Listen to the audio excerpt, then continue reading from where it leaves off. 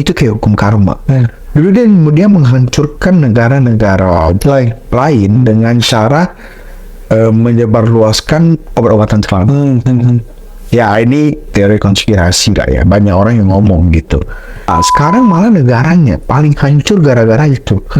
Bahkan di mana, Philadelphia ya, Ya waktu itu kita bikin. Iya, Philadelphia gitu loh. Itu udah kayak kota zombie. Lu jalan di jalan lebih berbahaya daripada Indonesia. Perampokan, pembunuhan. Di Indonesia aman banget. Iya, otaknya udah gak bisa berpikir jernih lagi gitu loh. Udah.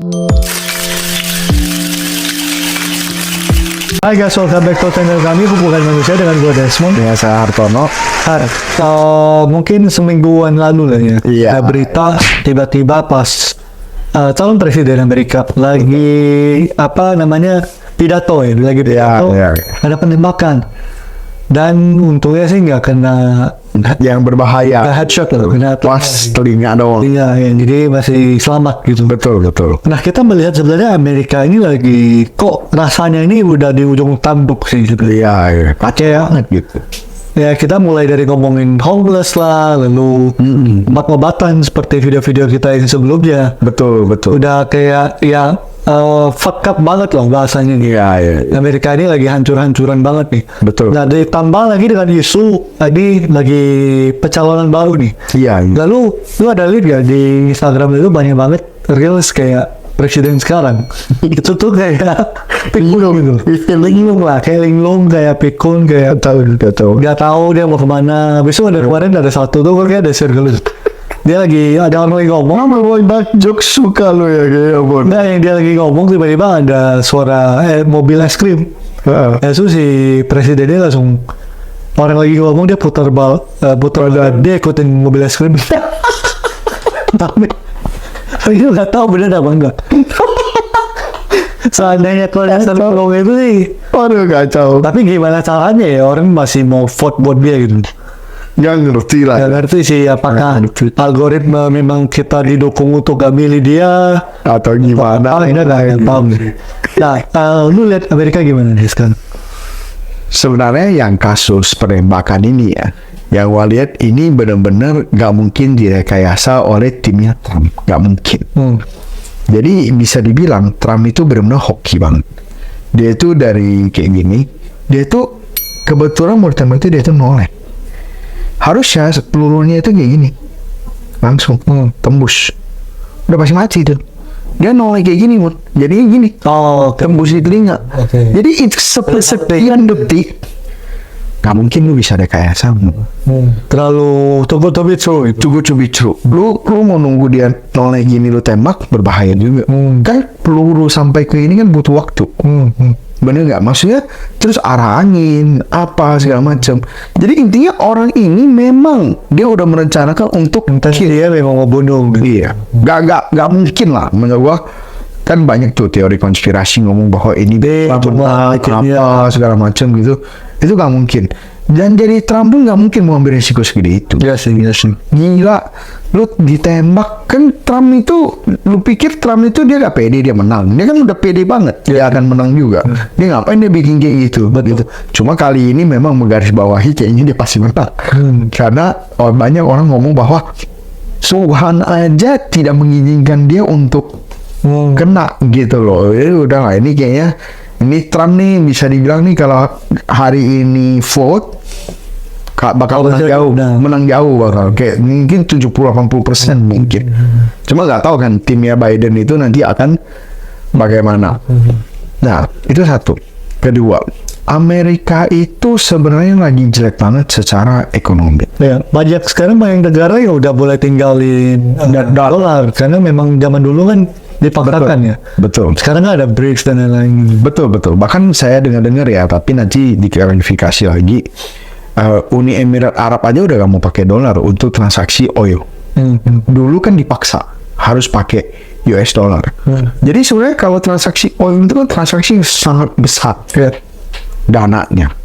Nah, sedangkan itu kalau dia pakai dolar berarti orang butuh dolar. Berarti istilahnya nih Amerika tuh dapat pinjaman utangan gratis. Karena dia harus cetak bank kan, banyak untuk sebar, itu kan utangan gratis buat dia. Orang kan beli pakai mata uang dia orang semua gitu. Nah itu yang memberatkan Amerika. Dan dulu negara yang berani meninggalkan dolar diperangin. Alasannya banyak lah. Dia bikin Lah demokrasi. ya. Apalah gitu loh. Tapi lu berani ninggalin atau ada nuklir lah di sana. Habis. Invasi gitu. Invasi ya. Dijajah. Habis istilahnya ini warning lah gitu loh. Lu berani tinggalin orang gitu udah pasti dulu. Tapi sebenarnya kan ya bom waktu aja sih sebenarnya. Iya betul. Maksudnya lu bisa tahan 50 tahun, 100 tahun ya belum tentu gitu kan. Bener banget. Dan teknologi itu makin canggih.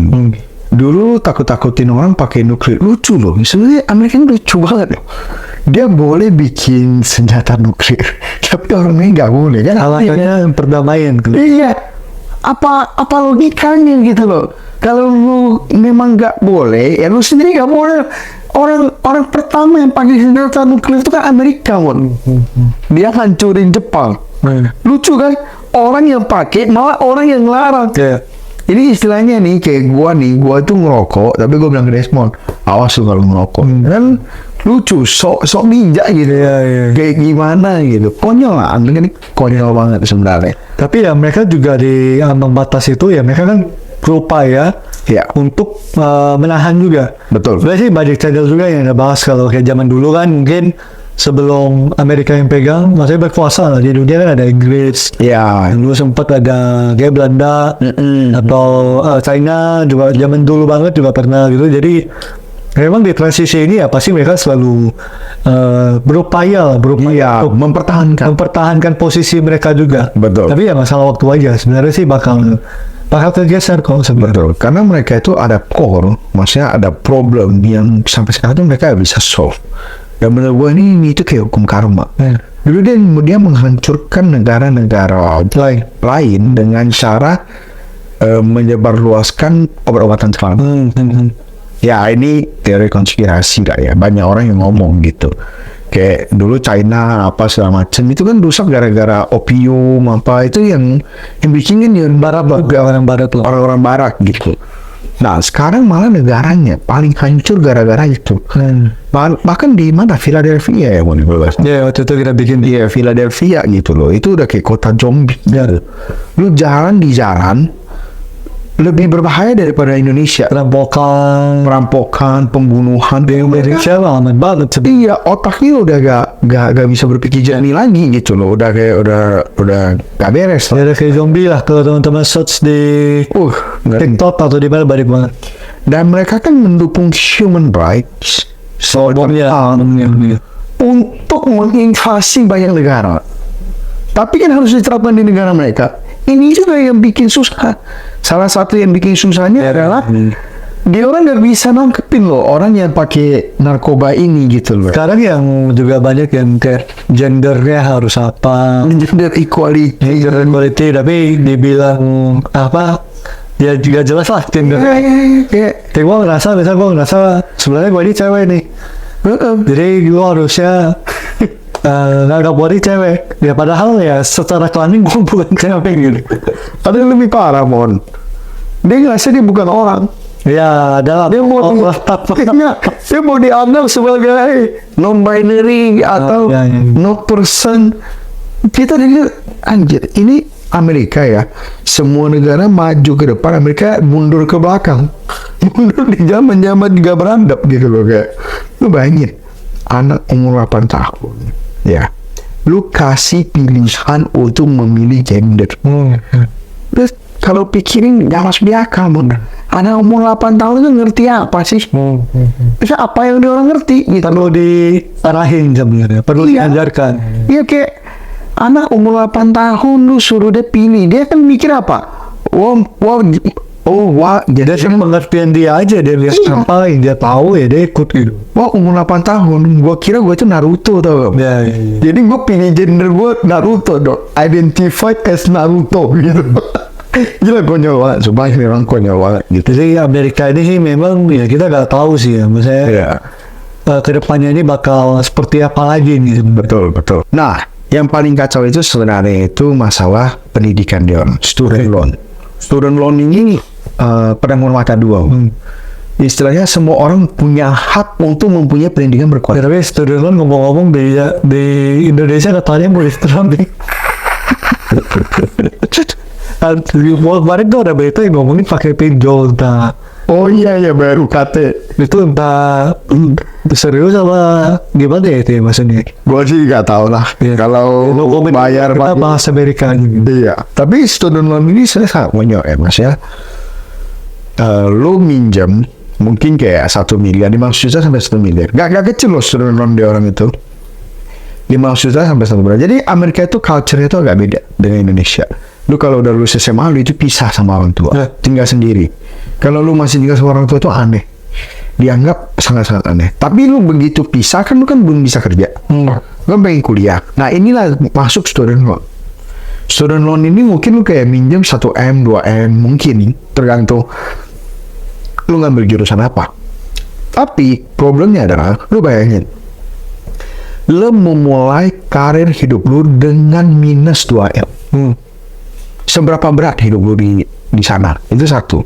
Kedua, banyak orang juga gak diedukasi untuk pakai student loan seminim mungkin. Malah orang kayak best life itu college life gitu loh. Kayak udah foya-foya dulu gitu, nanti baru dipikirin Happy gitu. happy dulu gitu, bener nggak? Jadi banyak orang terjebak dengan student loan yang besar banget. Terus prioritas utamanya orang itu bukannya lunasin student loan, tapi happy lagi. Udah berdiri udah happy lagi. Gitu. Nah student loan ini, lu meninggal pun ini akan diwariskan. Oh gitu, bakal turun. Jadi gak bakal bisa dianggap lunas. Ini benar-benar ini pinjaman yang luar biasa banget. Nah, Biden kalau gak salah ingat itu pernah menjanjikan untuk menghapus student loan. Kalau Mau dihapus saja katanya. maksudnya Dikasih sebelum apa sesudah nih? yang sebelum. Jadi yang dulu. Iya, yang mau dihapus gitu.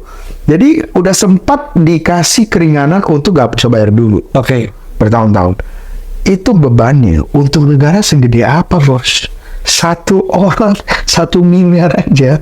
Lu kalau 100.000 orang udah berapa duit gitu? Iya. Udah 100 triliun. Apalagi lu 3 juta orang. Lu mau bayar pakai apa? Itu duit orang gitu kan.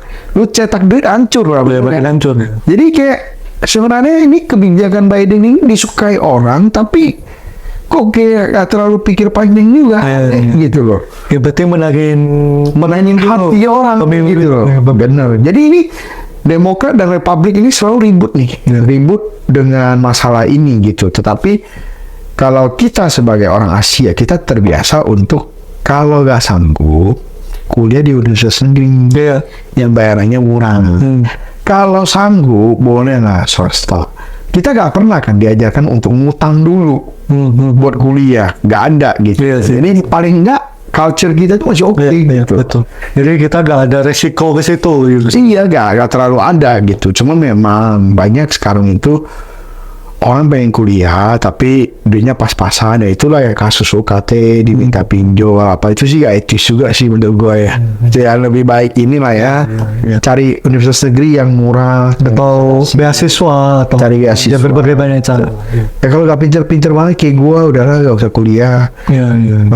Maksudnya yang opsi ini gak harus selalu kuliah kok. Iya, banyak kan lu bisa langsung belajar keterampilan. Contoh, lu belajar hairstylist, maksudnya tukang potong rambut atau apa gitu. Banyak skill yang bisa dipelajari juga. Iya. Oke, itulah ya soal Amerika ya. Betul. Nah, menurut kalian gimana nih? Coba share di komen nih. Kira-kira, menurut kalian gimana nih? Kira-kira ada nggak pendapat atau ada pertanyaan? Boleh dong, coba di share di komen. Itu dulu, jangan lupa di like, di subscribe, di share ke teman kalian. Sampai ketemu di video berikut.